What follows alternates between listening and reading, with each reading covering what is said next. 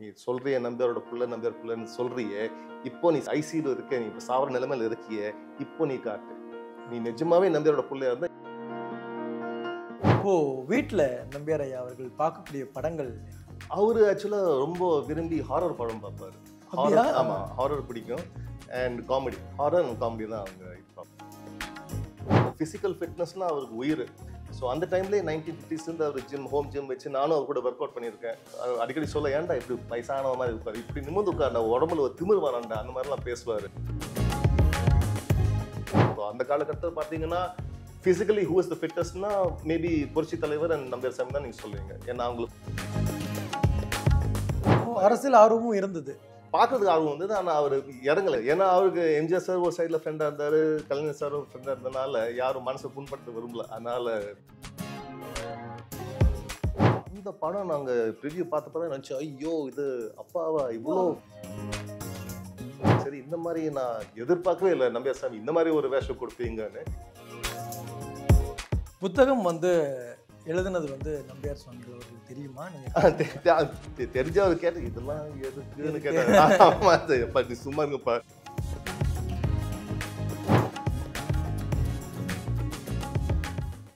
நம்பியார் சுவாமிகள் அவங்க மனைவிக்கு எந்த அளவுக்கு முக்கியத்துவம் கொடுத்தாங்க அப்படிங்கிறது அவங்களே ஒரு பேட்டியில சொல்லியிருந்தாங்க.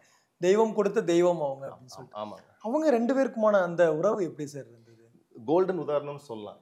இப்போ கூடயும் இண்டஸ்ட்ரியில் அவர் குருசாமி எல்லாரும் மதிக்கிறாங்க. ஆனால் அவங்க கூட இருந்த ஒரு பாண்ட், அவங்க யூனியன் இருந்தது எல்லாருக்கும் அது ஒரு ஃபேமஸாக தெரியும் எல்லாருக்கும். அவர் குருசாமி அம்மாவை அவ்வளோ மதிச்சாரு, அவ்வளோ ரெஸ்பெக்ட் பண்ணாங்க, அவ்வளோ அவங்களுக்குள்ள இருந்த ஒரு பாண்ட் ஒரு தெய்வீக இதுன்னு சொல்லலாங்க. அதை நான் பார்த்துருக்கேன், அவங்க கூட வளரும்போது நான் பார்த்துருக்கேன். நான் அவங்க என்ன அதோட ரகசியங்களை நான் நிறைய வாட்டி நான் உணர்ந்திருக்கேன். என்ன மாதிரி அவங்க எதனால இவ்வளோ சக்ஸஸ்ஃபுல்லாக இருக்காங்க. அது ஒரு லவ் அண்ட் ரெஸ்பெக்ட் தாங்க. மெயினாக அந்த ரெஸ்பெக்ட், மரியாதை அந்த இருந்தால் தான் ஒரு ஹஸ்பண்ட் அண்ட் ஒய்ஃப் சந்தோஷமாக இருக்கலாங்க. எப்பவுமே அவர் ரெஸ்பெக்ட் பண்ணியிருக்காரு. அண்ட் அவரோட மனசில் அம்மா தான் பாஸ்ன்னு நினைப்பார். அவர் குருசாமி இல்லை பாஸ், அம்மா தான் எப்பவுமே பாஸாக இருக்காங்க. அந்த புரிதல் இருக்கு இல்லையா? ஏன்னா அப்போ உள்ள காலகட்டம் பெண்கள் இப்படிதான் இருக்கணும் அப்படிங்கிற மாதிரியான ஒரு சில நிறைய ரெஸ்ட்ரிக்ஷன்ஸ் இருந்தது. ஆனா அந்த சூழல்களையும் தன்னுடைய மனைவிக்கு அத்தனை உரிமை கொடுக்கணும், தன்னோட மனைவி தன்னல்ல பாதி அப்படின்னு நினைக்கிறேன். ரொம்ப ஃபார்வர்ட் திங்கிங்னு சொல்லலாம். பார்த்து சார் அப்பா ஆக்சுவலாக நான் ஒரு வாட்டி கோடம்பாக்கத்தில் அவரை நான் ஷூட்டிங் இறக்கி விடும்போது அவர் பஸ்ஸில் கையை காமிச்சாரு. சொன்னாங்க, அந்த ஒரு அம்மா உட்காந்துருக்காங்களே, தனியாக உட்காந்துருக்காங்களே, அதை பற்றி என்ன நினைக்கிறேன்னு. நான் சொன்னேன், அப்பா தெரில, நீங்கள் சொல்லுங்கள், எனக்கு அவங்க தான் ஹீரோ. நான் கேட்டேன், ஏன் அப்பா, ஏன் அப்படி சொல்கிறீங்க? காலையில் அவங்க 5 மணிக்கு எழுந்திரிச்சு சமைச்சு பிரேக்ஃபாஸ்ட்டு லஞ்ச் எல்லாமே சமைச்சு பசங்களை ஸ்கூலுக்கு அனுப்பி ஹஸ்பண்ட் ஆஃபீஸுக்கு அனுப்பி வீடை பார்த்துட்டு அப்புறம் அவங்க தனியாக பஸ்ஸில் வேலைக்கு போகிறாங்களே, அவங்கள மாதிரி யாராவது ஹீரோ இருக்க முடியுமான்னு. அப்போ தான் நினச்சேன், இப்போ புரியுது உங்களோட அந்த லவ் அண்ட் விமென்ஸ் ரைட்ஸ் நீங்கள் எவ்வளோ மதித்து வச்சுருக்கீங்கன்னு. அப்போ தான் எனக்கு புரிஞ்சது. அதுதான் அதோட ரகசியம்னு சொல்லலாம். அம்மாவை எவ்வளோ ரெஸ்பெக்ட் பண்ணது இதோட தான். நீங்க அவங்க ரெண்டு பேரையுமே பார்த்துருக்கீங்க. அதுக்கப்புறம் அடுத்தடுத்த நிறைய பேரை பார்த்துருப்பீங்க இல்லையா? அடுத்தடுத்த ஜென்ரேஷன்ஸ் இப்போ இருக்கக்கூடிய மக்களையும் பார்த்துட்டு தான் இருக்கீங்க. சின்ன சின்ன விஷயங்களுக்கும் டிவோர்ஸ் வர போகக்கூடிய ஒரு சூழல் இப்போ நடந்துட்டு இருக்கு இல்லையா? இதெல்லாம் பார்க்கும்போது அவங்களுடைய வாழ்க்கை எந்த அளவுக்கு புனிதமாக இருந்ததுன்னு நினைக்கிறோம். அது நிஜமா அது ஒரு அந்த மாதிரி ஒரு கப்புள்ஸ் நீங்கள் பார்க்கவே முடியாதுங்க. அந்த காலத்தையும் சரி இந்த காலத்தையும் சரி. அண்ட் நீங்கள் சொல்கிற மாதிரி நிறைய டிவோர்ஸ் நடந்திருக்கு. இப்போது நானே ஒரு டிவோர்ஸி தான். ஸோ அது அந்த மாதிரி ஒரு கல்யாணம், ஒரு மேரேஜ் சக்ஸஸ்ஃபுல் ஆகிறதுக்கு 2 கை தேவைங்க. 2 கை இது பண்ணாதான் அது சக்ஸஸ்ஃபுல் ஆக முடியும். ஸோ அந்த இதில் பார்த்தீங்கன்னா, அந்த விதத்தில் பார்த்தீங்கன்னா அப்பாவும் சரி அம்மாவும் சரி 2 பேரும் அவங்க மேட் ஃபார் ஈச் அதர்னு சொல்லலாம். அது ஒரு ஹெவன்லி டச்னால தான் அந்த மாதிரி ஒரு சக்ஸஸ்ஃபுல் கல்யாணம்னு சொல்லலாம். நம்பியார் சாருக்கு என்ன விஷயம் ரொம்ப பிடிக்கும் அவங்க மனைவி கிட்ட? அடிக்கடி அப்பாவே சொல்லியிருக்காங்க, அம்மா தான் குருசாமி அம்மா தான் மேன் ஆஃப் த ஹவுஸ்ன்னு. அவங்க அவ்வளோ டஃப்பாக இருப்பாங்க. ஸோ அது ரொம்ப பிடிச்சிருந்தது அப்பாவுக்கு. ஏன்னா எல்லாமே அம்மா மேனேஜ் பண்ணுவாங்க. வீடாக இருக்கட்டும், அவங்க ஷூட்டிங் போகும்போது நம்ம வீட்டில் இருக்கிற ஃபைனான்சஸாக இருக்கட்டும், இன்வெஸ்ட்மெண்ட்ஸாக இருக்கட்டும், எல்லாமே அம்மா தான் பார்த்துப்பாங்க. அப்பா அடிக்கடி சொல்வார், எனக்கு லைஃப்பில் டென்ஷனே இல்லை, ஸ்ட்ரெஸ்ஸே இல்லை. நான் வேலைக்கு போவேன், அவங்க என்ன கொடுக்குறாங்களோ வாங்கிட்டு அம்மாட்டு கொடுத்துருவேன். அதுக்கப்புறம் சொல்லிடுவேன், இனிமேல் இது உன்னோட தலைவலி, எனக்கு டோன்ட் இன்வால்வ் மீ இன் திஸ்னு சொல்லுவாங்க. ஸோ அந்த அண்டர்ஸ்டாண்டிங் இருந்தனால தான் அவங்க ஹாப்பியாக சக்ஸஸ்ஃபுல்லாக இருந்தாங்க. சின்ன வயசுல இருந்தே தாத்தா பாட்டி நீங்கள் சொல்கிற மாதிரி அப்பா அம்மா அவங்க நம்பியார் சுவாமியும் அம்மாவோடையும் நீங்கள் வளர்ந்துருக்கீங்க. அப்படி இருக்கும்போதும் நம்மளுடைய திருமண லைஃப் இப்படி ஒரு பிரிவை நோக்கி போகும் அப்படின்னு நீங்கள் எதிர்பார்த்துருப்பீங்களா? எந்த இடத்துல நீங்கள் இது இதாச்சு அப்படிங்கிற மாதிரி? ஃப்ராங்கா எதிர்பார்க்க யாரும் அது மாதிரி எதிர்பார்க்க மாட்டாங்க. கல்யாணம் பண்ணும்போது எல்லாமே சக்ஸஸ்ஃபுல்லாக இருக்க நினைப்பாங்க. ஆனா நான் சொன்ன மாதிரி ஆங்கிலத்துல இட் டேக்ஸ் 2 hands கிளாப்னு சொல்லுவாங்க. ஸோ சில டைம்ஸ்ல நமக்குள்ளால டிஃப்ரென்சஸ் இருக்கலாம். அண்ட் அந்த டிஃப்ரென்சஸ் அது பிரிட்ஜ் பண்ணாத சந்தர்ப்பம் வரும்போது நம்ம பிரிஞ்சு போகிறது தான் பெட்டர்னு அந்த டிசிஷனுக்கு வரோம். ஸோ அதனால தான் I think lot of couples அந்த லெவலுக்கு வராங்க. ஸோ அதனால தான் இந்த புக்கு நான் நம்பியாசாமி பற்றி எழுதுகிற புக்லேயும் அவங்களோட திருமண வாழ்க்கையோட ரகசியங்கள்லாம் எழுதியிருக்கேன். அதை நம்ம எல்லாரும் ஃபாலோ பண்ணால் டெஃபினட்டாக நம்ம இருக்கிற லெவலோட இன்னும் கொஞ்சம் அதிகம் ஹாப்பினஸ் அண்ட் சக்ஸஸ்ஃபுல்லாக இருக்கலாம். இந்த புத்தகம் வந்து நம்பியார் சுவாமி புத்தகம் இது எப்படி உருவாச்சு, என்ன எண்ணம் இதை ஆரம்பிக்கணும் அப்படிங்கிறது? 2003 நான் நியூ ஜெர்சியில் இருந்தேன். அப்போ நான் MBA முடிச்சுட்டு என்னோட ஃபஸ்ட்டு வேலைக்கு நான் அப்ளை பண்ணியிருந்தேன். அந்த டைமில் நான் யோசித்தேன், சரி இப்போ இவ்வளோ கஷ்டப்படுறோமே, படிப்பு முடிச்சிருக்கோம், இப்போ வேலை ஸ்டார்ட் பண்ண போகிறோம், நம்ம லைஃப்பில் நம்ம என்ன வாட் மேட் யூ ஹாப்பி? அப்போ நினச்சேன், சரி நான் கோபால்புரத்தில் இருந்தேன், அப்பா கூட இவ்வளோ வருஷம் இருந்தேன்னு அந்த யோசிச்சு அதை பற்றி நான் எழுத ஆரம்பித்தேன். நினச்சேன் சரி ஒரு 2 பேஜஸ் எழுதிட்டு நான் மெட்ராஸ் போகும்போது நான் காட்டலான்னு. அந்த 1-2 பேஜ் அப்படியே 10-12 பேஜ்னு ஆச்சு. அப்புறம் நான் அம்மா ஸ்னேகம்மா சொன்னேன், இந்த மாதிரி நான் அப்பாவை பற்றி நான் எழுதுறேன், அவர் சொன்னது எல்லாமே எனக்கு ஞாபகத்தில் இருக்குது, ஒரு சின்ன புக்கு மாதிரியே வருதம்மான்னு. அம்மா சொன்னாங்க, நீ எழுதுறா, எவ்வளோ முடிஞ்சாலும் எழுதுன்னு. அப்புறம் நான் மெட்ராஸுக்கு வந்தேன். 2004 வந்தப்போ நான் அப்பாவும் குருசாமி அம்மாட்ட காட்டினேன் புக்கை. நான் ஒரு பேப்பர்ஸில் இருந்தது. நான் சொன்னேன், நீங்கள் சொன்னது எல்லா பாடங்கள், நீங்கள் படத்துக்கு போன ஷூட்டிங் அனுபவங்கள் எல்லாமே நான் எழுதியிருக்கேன்னு. அப்போ படிச்சு சொன்னாட்டே, இதெல்லாம் உனக்கு எப்படா ஞாபகம் இருந்தது? நான் சொல்லி இவ்வளோ வருஷமா இருக்கு. இல்லைப்பா, நீங்கள் சொன்னது எல்லாமே ஒரு ஒரு காஸ்பல், ஒரு காட்ஸ் வார்த்தை மாதிரி நான் மனசுல இருந்து வச்சிருக்கனால தான் நான் இந்த மாதிரி புக் எழுதுறேன்னு. அப்படியே எழுத பார்த்தது அந்த ஒரு 10 பேஜ் 12 பேஜ் 100 பேஜ் ஆச்சு. நான் போய் ஹார்பர் காலேஜ் டெல்லி நான் போய் அப்ரோச் பண்ணேன். சொன்ன மாதிரி ஒரு டிராஃப்ட் வச்சிருக்கேன் நம்பியார் சாமி, நீங்கள் எல்லாமே டெல்லிக்காரங்க, நீங்கள் நம்பியார் சாமி பற்றி நீங்கள் கேள்விப்பட்டிருக்க மாட்டீங்க. அதில் ஒரு தமிழ் இருந்தார். சரி, நான் கேள்விப்பட்டிருக்கேன், புக்கு அது தானா அதோட மெரிட்ல நின்னா நாங்கள் பப்ளிஷ் பண்ணுறோன்னு.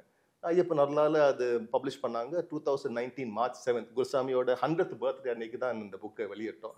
அதுக்கு நம்ம Sathyaraj uncle, Bhagyaraj sir, Mohanram sir, நிறைய ஆர்டிஸ்ட், அப்புறம் சுரேஷ் நாயுடு எல்லாமே ஆந்திராவில் வந்திருந்தாங்க. புத்தகம் வந்து எழுதுனது வந்து நம்பியார் சுவாமிகள் அவர்களுக்கு தெரியுமா? நீங்க தெரிஞ்சவர் கேட்டு இதெல்லாம் எதுக்குன்னு கேட்டாங்க. நீ சும்மா இருங்கப்பா, எல்லாமே என்ன அதான் ஃபர்ஸ்ட் நான் எழுத ஆரம்பிக்கும் போது நான் இது புக்காகவும் நான் எதிர்பார்க்கல. சும்மா ஒரு நோட்ஸ் மாதிரி எழுதேன். அது இப்போ படிக்கும்போது ஸ்னேகா அம்மாவுக்கு ஹாப்பியா இருக்கும்னு எழுத அப்போ தான் அவங்க சொன்னாங்க, இல்லை இது நீ புக்காவே கொண்டு வரலாம், இவ்வளோ நல்லா இருக்குன்னு. எது நம்மளை பத்தி என்ன இவன் எழுதியிருப்பான் அப்படிங்கிற வந்து இன்ட்ரெஸ்டிங் இருக்கும்ல.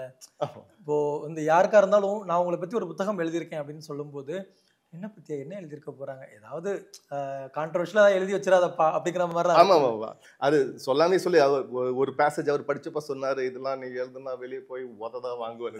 இல்லப்பா, இது நான் ஆட் பண்ணலன்னு. ஸோ ஆக்சுவலா நம்ம புக் இனாகுரேஷன்ல சத்யராஜ் அங்குள் அதான் சொன்னாங்க, குருசாமி சொன்ன சில விஷயங்கள்லாம் நம்ம வெளியே சொன்னா நம்ம அடிதான் வாங்குவோன்னு. ரொம்ப ஃபன்னியா இருக்கும் அண்ட் மைல்ட்லி கான்ட்ரவர்ஷியலா இருக்கும். ஸோ அதெல்லாம் நான் ஆட் பண்ணலை. ஆனால் என்னெல்லாம் இன்ட்ரெஸ்டிங்கோ என்னெல்லாம் ஹாப்பியாக இருந்ததோ அதெல்லாம். நீங்கள் வந்து நம்பியார் ஐயா அவர்களோட கூடவே இருந்திருக்கீங்க, அவங்கள வந்து பார்த்துருப்பீங்க இல்லையா? அவங்கள ஷூட்டிங் ஸ்பாட்லேயும் பார்த்துருப்பீங்க, வீட்லேயும் பார்த்துருப்பீங்க.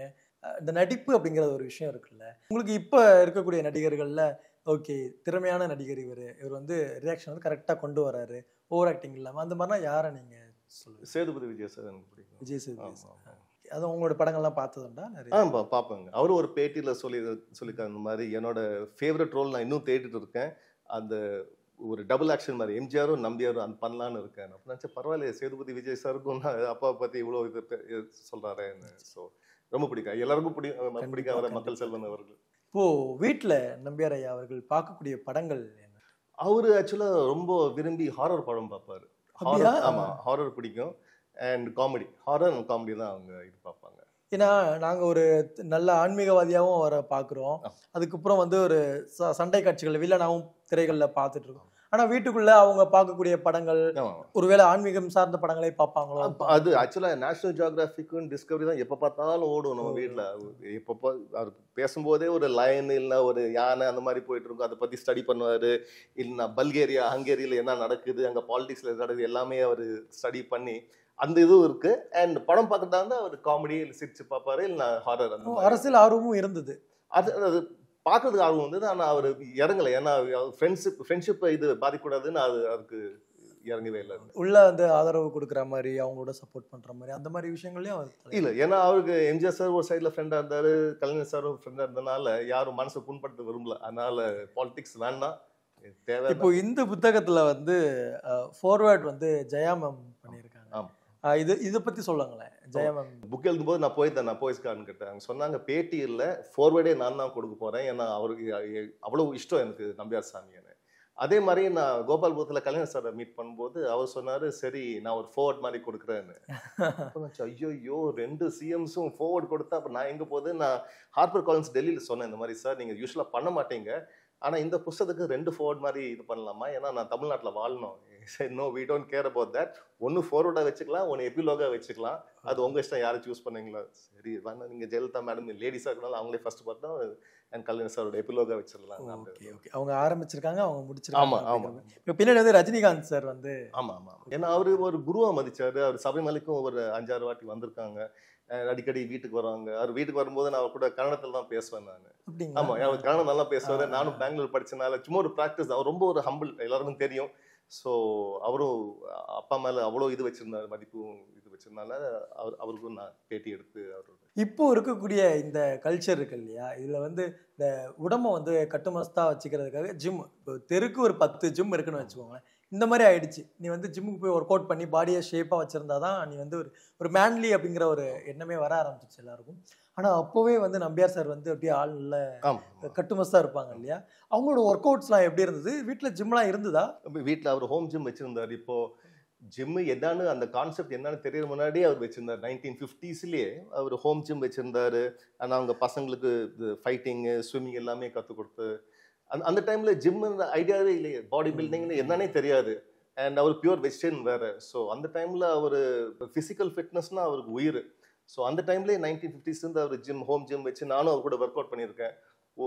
ஜஸ்ட் ஒன்ஸ் ஆர் ட்வைஸ் தான் ஒர்க் அவுட் பண்ணி கேட்டேன். அவர் 2 ஹவர் பண்ணுவார். அதுக்கெல்லாம் நமக்கு தாங்காது, அந்த அவர் பண்ணுற கலரி அண்ட் ஃபைட்டிங் அண்ட் வெயிட்ஸ் எல்லாமே ஃப்ரீ வெயிட்ஸில். ஸோ ஃபிசிக்கல் ஃபிட்னஸ் பற்றி அவருக்கு நிறைய தெரியும். எப்படி சாப்பிடணும், எப்படி நிமிர்ந்து உட்காரணும். அடிக்கடி சொல்ல, ஏன்டா இப்படி வயசான மாதிரி உட்காரு, இப்படி நிமிர்ந்து உட்காரணும், உடம்புல ஒரு திமிர் வரான்டா, அந்த மாதிரிலாம் பேசுவார். ஸோ அவருக்கு ஃபிசிக்கல் ஃபிட்னஸ்னா அவரோட one of the main things சொல்லலாம் நம்பியார் சாமி பற்றி. இப்போ அந்த காலகட்டத்தில் பார்த்தீங்கன்னா ஃபிசிக்கலி ஹூ இஸ் த ஃபிட்டஸ்ட்னா மேபி புரட்சி தலைவர் அண்ட் நம்பியார் சாமி தான் நீங்கள் சொல்லுவீங்க. ஏன்னா அவங்களுக்கு ஃபைட்டிங் தெரியும், சோர்ட் ஃபைட்டிங் தெரியும், குச்சி ஃபைட்டிங் எல்லாமே. ஸோ ஃபிசிக்கல் ஃபிட்னஸ்னா இப்போ நம்பியார் சாமி ஆங்கிலத்தில் பயனியர்னு சொல்லுவாங்க, ஃபர்ஸ்ட் கொண்டு வந்தாங்க. அது நம்பியார் சாமி தான் சொல்லலாம் நம்ம தமிழகத்தில் ஜிம்முன்னு என்னன்னு. இப்போ இந்த வீடு பற்றி சொல்லுங்க. இங்கே நம்ம உட்காந்து பேசிட்டு இருக்கோம் இல்லையா, வாசல்லே வந்து எம்என் நம்பியார் அப்படின்னு போட்டு அவங்களுடைய உருவப்படம் இருக்கு. ஆமாம். ஸோ இப்போ இந்த இடம் இங்கே தான் இருப்பாங்களா சார்? இந்த வீடு ஆக்சுவலாக அம்மா கட்டின வீடு 1980s. ஃபர்ஸ்ட் வீடு அங்கே தான் இருந்தது. இங்கே கட்டினாங்க அம்மா 1980s. இப்போதைக்கு இந்த வீடை இப்போதைக்கு மட்டும் இல்லை, ஆல்வேஸ் இந்த வீடு ஒரு கோயில் மாதிரி வச்சிருக்கோம். எங்கே பார்த்தீங்கன்னா அவரோட ஃபோட்டோஸ் இருக்கும். அண்ட் வீடு பேரே நம்பியார் ஹவுஸ், ருக்மிணி ஆலயம்னு வச்சிருக்கேன், ருக்மிணி அம்மாவோட பேர். அண்ட் பில்டிங் சைடில் பார்த்தீங்கன்னா பெருசாக எம்என் நம்பியார்னு போட்டிருக்கோம். ஸோ அவர் இப்போ கூடயும் நம்ம வருஷம் சபரிமலை பூஜை நடத்தும் போது நிறைய பேர் வந்து சொல்லுவாங்க, அப்பா அம்மா இங்கேயே இருக்க மாதிரி தான் நமக்கு ஃபீலிங் வருது, எங்கே பார்த்தாலும் அந்த ஒரு ஹோம்லி ஃபீலிங் வருதுன்னு. ஸோ இந்த வீடு அவருக்கு ஆங்கிலத்தில் ஒரு ட்ரிபியூட்னு சொல்லுவாங்க, ஒரு ட்ரிபியூட் மாதிரி நம்ம கட்டி அங்கே வச்சிருக்கோம். உங்களுக்கு ஐயா நடிச்சதுலேயே வந்து மிக முக்கியமான படம் எனக்கு ரொம்ப பிடிக்கும், நான் திரும்ப பார்த்துட்டே இருப்பேன், தூரம் நின்று போச்சுன்னு சொல்லுவாங்க. ஓகே, ஆமாம். நிறைய படங்கள் பண்ணியிருக்கேன். இப்போ Nenjam Marappathillai, CV Sridhar sir, the greatest director in Tamil history. அவர் கூட ஒரு நெஞ்சம் மறப்பதில்லை நீங்கள் பார்த்துருக்கலாம். It's a fantastic. அது வயசான கெட்டப்பில் பண்ணியிருக்காரு. ஆனால் 1982 வந்த படம் இது, தூரம் நின்று போச்சு. அது வரைக்கும் வில்லனா பண்ணியிருந்தாரு. அந்த படத்துக்கு அப்புறம் தான் ஒரு குணச்சித்திர நடிகரா மாறினாரு. ஆமா ஆமா, அது யாருமே எதிர்பார்க்கல. அதுதான் பாக்யராஜ் சாரோட ஜீனியஸ்னு சொல்லலாம். அந்த படம் நாங்க ப்ரிவியூ பார்த்தப்பதான் நினைச்சோம், ஐயோ இது அப்பாவா.